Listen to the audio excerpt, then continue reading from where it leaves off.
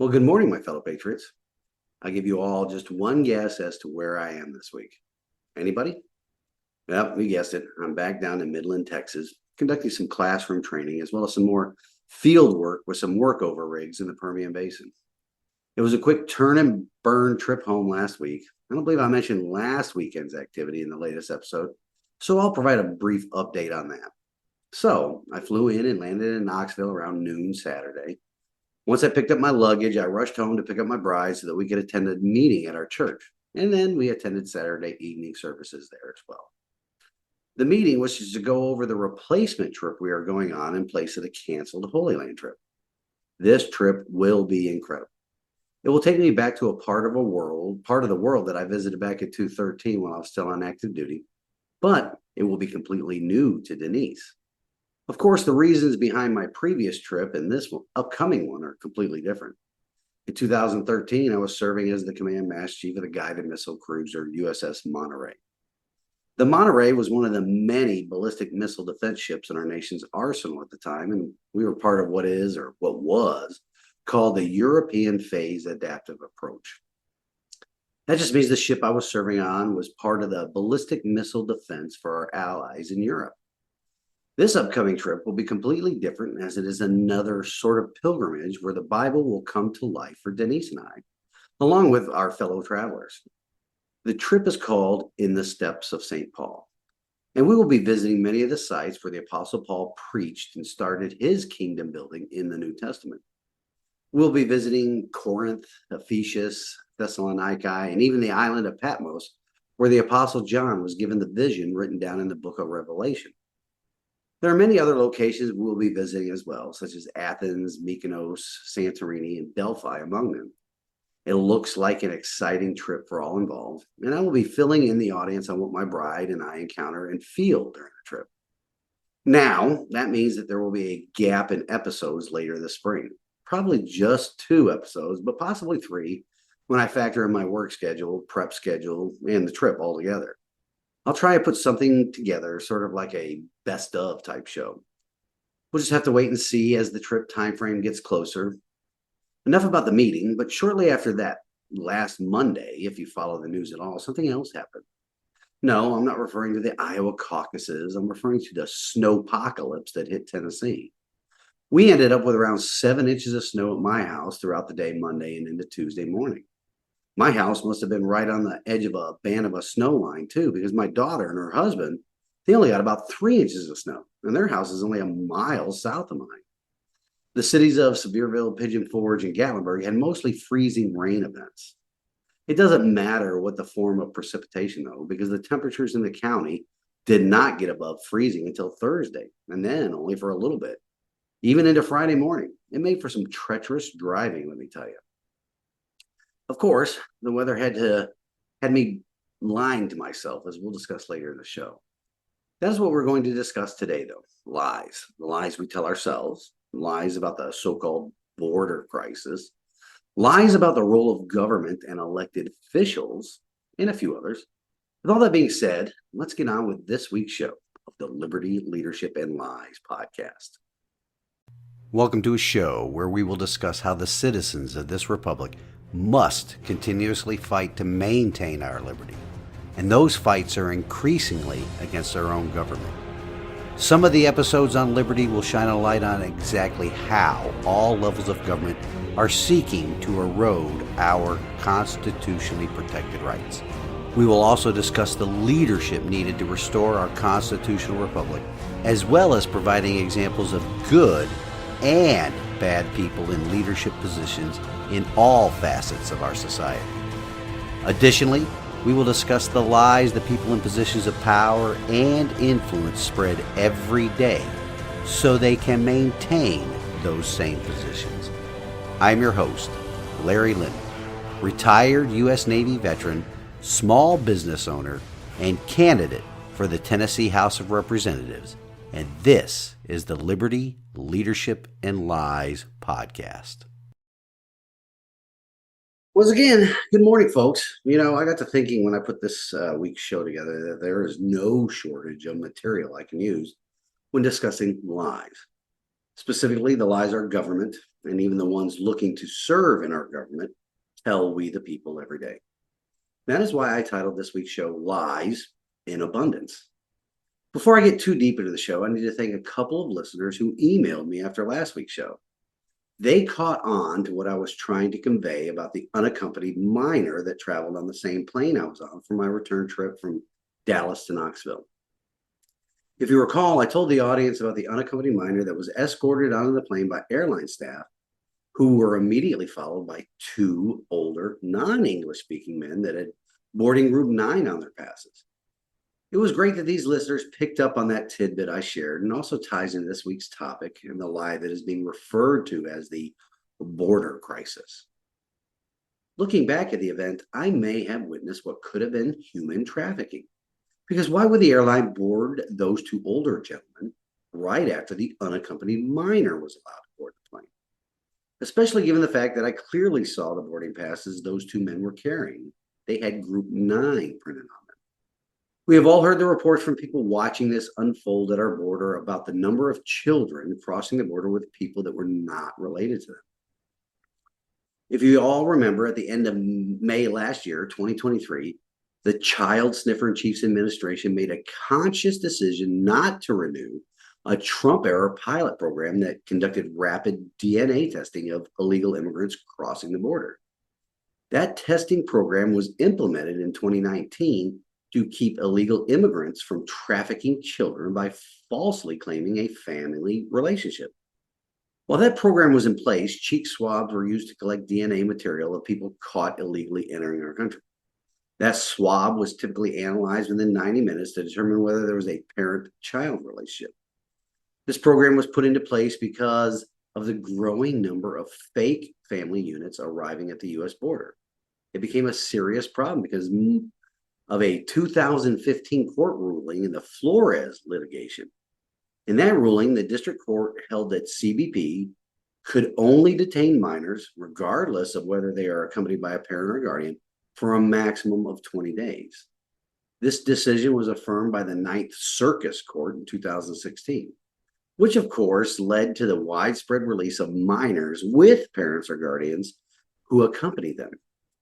Once the cartels and human traffickers realized that illegally entering our country as family unit almost certainly ensured release, families headed toward the U.S.-Mexico border in droves, as well as the human traffickers seeing this as a golden opportunity. Between 2015 and 2019, the number of family units apprehended at the southern border by Border Patrol skyrocketed from almost 40,000 to 473 plus thousand. Once the DNA program started in 2019, the results showed that 30% of illegal immigrants arriving with children they claimed as theirs were in fact not related to the children at all. And since Biden and the rest of the commie cartel in DC saw this testing program as an impediment to their facilitation of this invasion along our southern border, they made the decision to terminate it. Some see it as inexplicable, but people capable of critical thinking can see the reasoning behind it. Factored into their decision to end the DNA testing program is that the open border groups, those communist groups that want to fundamentally transform our constitutional republic, they have long complained about the DNA test, complaining that they were invasive and violate the privacy rights of illegal immigrants. In all actuality, the DNA testing probably interrupted their supply chain of human trafficking victims. Because those same people have even claimed that human trafficking is not a serious enough problem to justify the cheek swabs, and argue that biology alone does not determine family relationships. Pull my other leg, commies, because it plays jingle bells. In an attempt to fix the situation, Representative Lance Gooden of Texas introduced legislation known as the Biometric Verification for Entry and Reconfirming Identification with Forensics, or B-Verify Act. That bill would have required that biometric data, including DNA, be collected by the Department of Homeland Security from all illegal immigrants apprehended by the 3 immigration agencies within DHS. It would also require the agencies to conduct more stringent background checks on individuals with whom unaccompanied alien children are to be placed.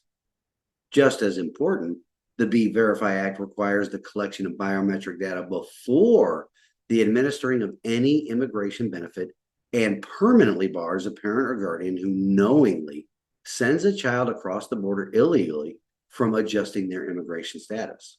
The goal of that piece of legislation was to help secure the border, discourage asylum fraud by mass illegal immigration, and to deter human trafficking. All items that are opposed by the communists at every level of government, hence the so-called border crisis. That term is a lie in and of itself. It's not a border crisis. It is an invasion, enabled and facilitated by the communists to advance their great replacement theory, which is just a means for them to keep political power, not only the number of representatives that they get in the House, but also maintain presidential elector numbers in their poop-hole blue states. As Representative Golden pointed out, it is violent cartels that are using children as pawns in their illicit border operations, as well as sending convicted criminals to infiltrate our borders unopposed. Some reports state the belief that the dementia patient's administration is asleep at the wheel in this situation. That is a lie, because Biden and the rest of the cabal aren't sleeping on this issue. They are carrying out their plan. The Be Verify Act is similar in spirit and intent to the End Child Trafficking Now Act, which was introduced in the U.S. Senate by our very own Tennessee Senator Marsha Blackburn. Her bill would require DHS to deport illegal immigrant adults who refuse to submit to a DNA test, mandate a maximum 10-year prison sentence to those claiming fabricated family ties to a minor, and criminalize child recycling, which is the use of one child as a get into the U.S. free card repeatedly by many non-related illegal immigrants. Now, the use of biometric data and the goal of legislation that would deter child trafficking, it shouldn't be controversial at all. After all, airports already utilize biometrics to quickly check the identities of travelers during the immigration process. In many countries, including the United Kingdom and those in the European Union, use these objective measurements of physical characteristics. Any and all attempts to put a stop to the invasion on our border, as well as the human trafficking component of it, are met with fierce opposition by the Democrat Party. The Communist Party. Supporting them or their policies, which are composed mainly of lies, is a contribution to the downfall of our republic. So let me thank those listeners that picked that clue up on last week's show. All of that served as a backdrop to watching the Sound of Freedom movie for the third time this past week. I watched it with Denise, who was seeing it for the first time. It is still as stomach turning on the third viewing as it was on the first. It had a profound impact on Denise as well. If you have not seen that movie yet, please do so. Regardless of the current allegations surrounding the main character right now, whatever is happening to Mr. Ballard right now does not change the fact of what is documented in the movie. But more on the abundant lies, though, on the other side of this next break. And with that, we'll be right back.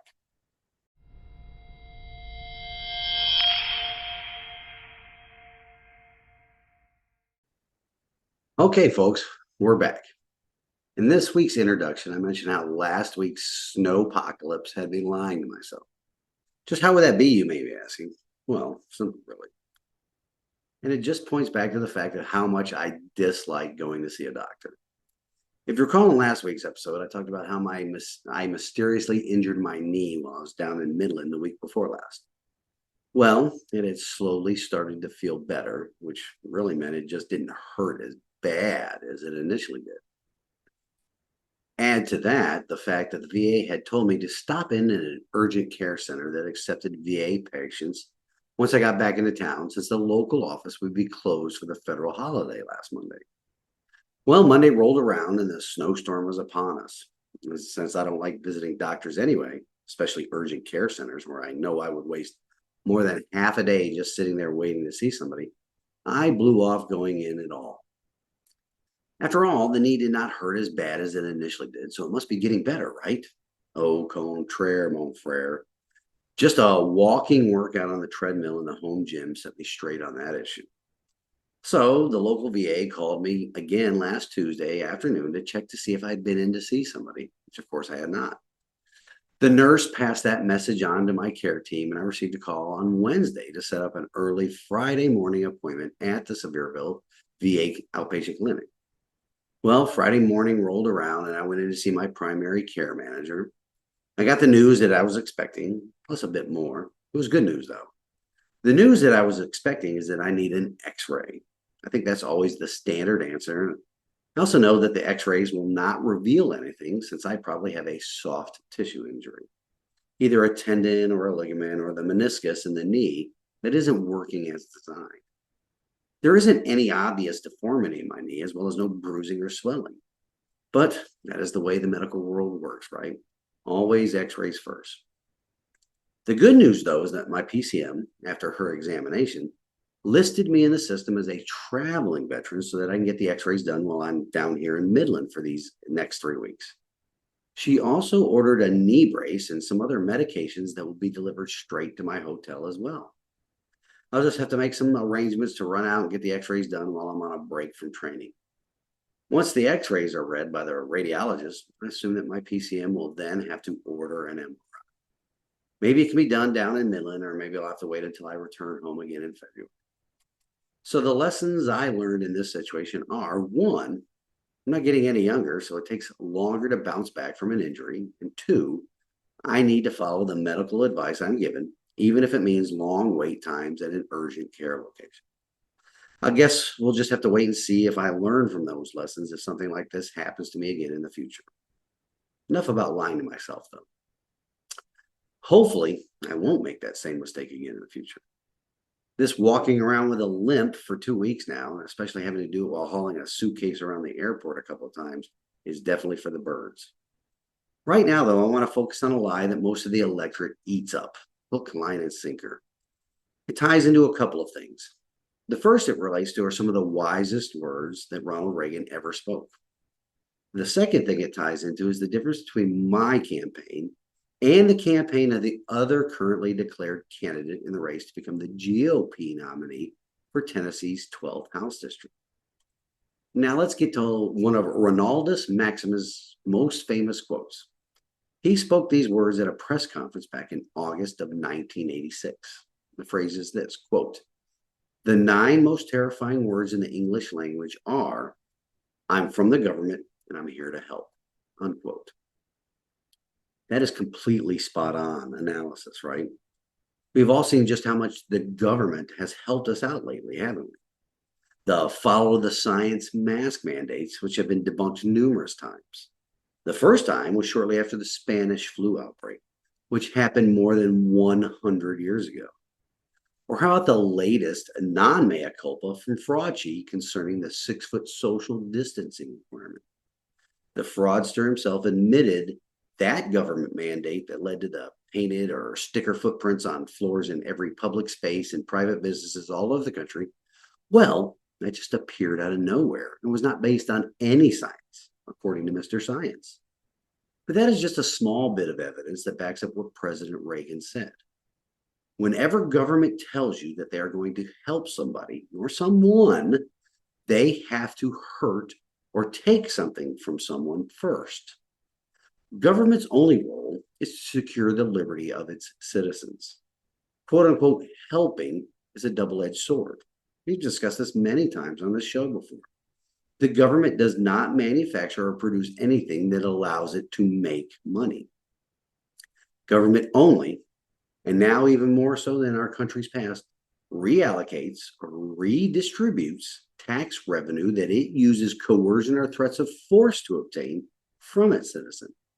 When a government official, elected or employee, informs one citizen or a group of citizens that they are there to help, they first must hurt another citizen or group of citizens. The same thing applies to somebody running for elected office. Ronald Reagan, a great Republican president, said those words. Now I want you to compare them to the following words. Quote, "My enthusiasm is rooted in a genuine desire to help people and positively impact our community. I believe in the power of service, and together we can build a stronger, more vibrant future for Sevier County, unquote. Now, who do you think uttered those words? Rest assured, I did not say those words because I understand what the proper role of the state government is, what it is supposed to be, and can only be restored to its proper role by people who understand that. People that understand that when government helps some people, it hurts other people. That statement that I quoted, ladies and gentlemen, came from none other than, now get this, Sevier County Commissioner Fred Ashley, the other currently declared candidate in the race for the GOP nomination to represent House District 12 here in Tennessee. I, for one, have had all the quote unquote help I want or need from the Sevier County Commission, and for sure do not need somebody with that type of mentality serving in the Tennessee General Assembly. We already have enough so-called Republicans in Nashville helping us Tennesseans. How about you? For the residents of Sevier County, the choice in the August primary should be completely clear. Do you want more government help from feckless trans-publicans that quote unquote help us? Or do you want a state government that will actually stand in the gap between an increasingly overreaching federal, central government that has already helped us too much? And it's time for a change. For now, though, it's time to take a break. So I'll be right back after this brief pause.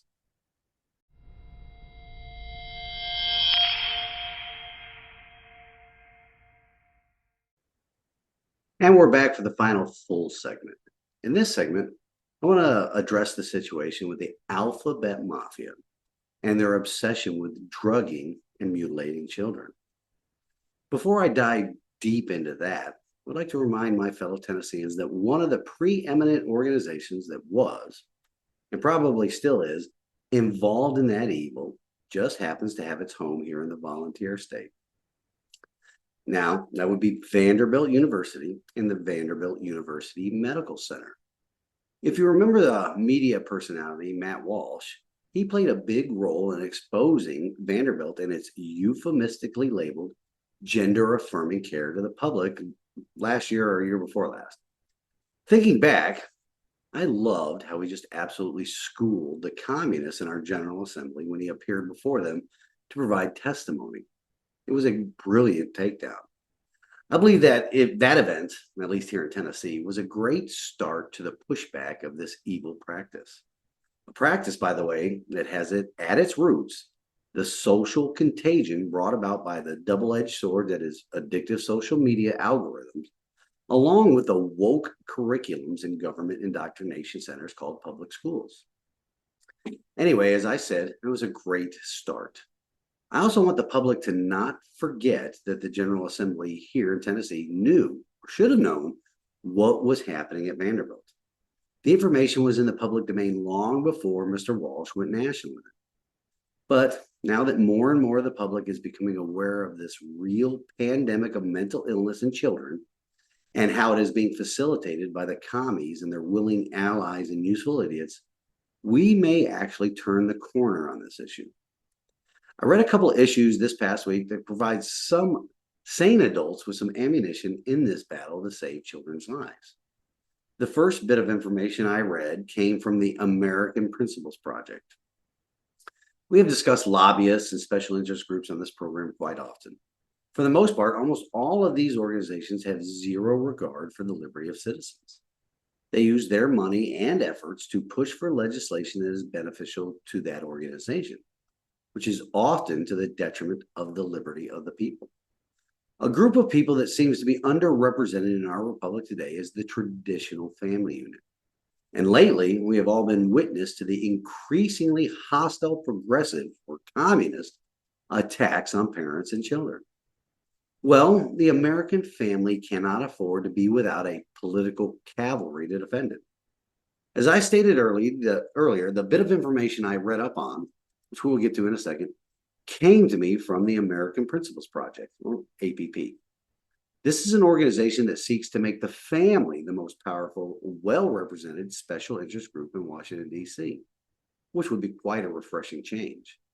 There are some pro-family groups which already exist that largely focus their efforts on education and tracking legislation, which is needed, but it isn't enough. APP is a national pro-family organization engaging directly in campaigns and elections. The information they provided me with was about the drug called Lupron.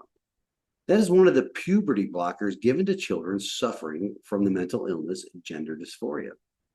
Originally, Lupron was used to treat prostate cancer. While it's not considered a chemotherapy, its original use was definitely not designed as a puberty blocker. It is also used in the chemical castration of convicted sex offenders.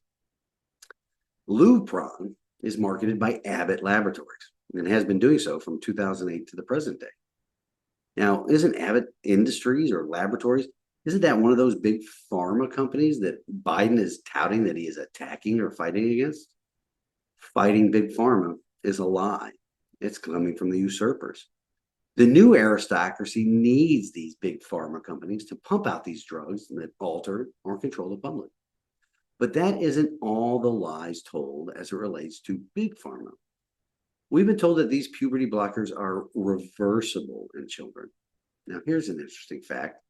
One of the nationalized health programs that these commies want to emulate here in the United States, it's Britain's National Institute of Health. Well, they declared in 2020 that these puberty blockers in children are no longer harmless or reversible, even going so far as to admit that there is very little known about the long-term effects of these drugs on children. In fact, there was a recent study that said these puberty blockers are in fact lowering the IQ of children. Now, the next bit of information comes from an article in the Daily Caller. There's an organization called the World Professional Association for Transgender Health, WPATH. Their physicians acknowledge that puberty blockers are more invasive than portrayed in the media and can have irreversible effects on minors, such as infertility, bone loss, and disruption of brain development. Now, that's according to WPATH educational sessions obtained by the Daily Caller News Foundations. WPATH is a transgender medical organization that has published influential clinical guidance for the sex reassignment industry, and they call them the standards of care, which recommends children receive puberty suppression, cross-sex hormones, and sex reassignment surgery. However, during some educational sessions recorded in September 2022 that were part of a transgender medicalization certification program offered to WPATH licensed clinicians, WPATH doctors revealed that the consequences of puberty blockers for minors are often far more disruptive than portrayed in the media. Now, Metzger also went on and discussed how the effect of puberty suppression on adolescents, their developing brains, is not fully known. But keep in mind the previous study that I mentioned about how it is lowering the IQs of children. Dr. Metzger also warned that if puberty blockers are started too early, boys may not develop the genital tissue needed to create a surgical vagina later in life. Quite the catch-22 there for these mentally ill children that are enabled by their trans-housing by proxy syndrome parents. Metzger went on to say, when you think about vaginoplasty, the creation of a vagina in an assigned male, you need tissue, genital tissue, to create that vagina. And if we are taking an 11-year-old boy who does not have a lot of genital tissue and blocking puberty right there, we're preventing the growth of the vagina for down the road. In their clinical guidance, WPATH recommends that children are informed on the impact that sex reassignment medical interventions have on fertility, as well as understanding fertility preservation options. But what child can fully grasp that information? Especially when they are mostly informed or their opinions are shaped by social media that they are addicted to. I encourage you all to read the entire article that I'm quoting from here to see for yourselves the depravity of these people in the drugging, torture, and mutilation of children, all to achieve some sort of political advantage, or in the case of pharma, to get lifelong patients. But with all that being said, I'm going to take a quick break before I come back for closing out the show with God's Word. We'll be right back.